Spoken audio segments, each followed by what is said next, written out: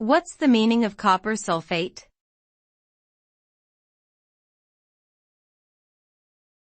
Copper sulphate.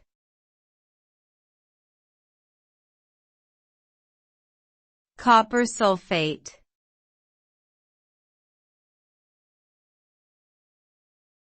Copper sulphate.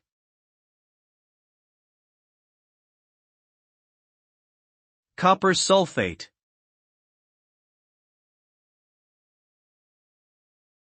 Copper sulphate, also known as cupric sulfate or copper, sulfate, is a chemical compound composed of copper, sulfur and oxygen. It appears as a blue crystalline solid and has various uses in industry, agriculture and medicine.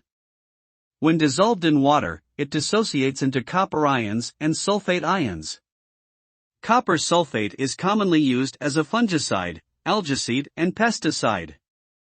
It also has applications in electroplating, textile dyeing, mining and animal nutrition.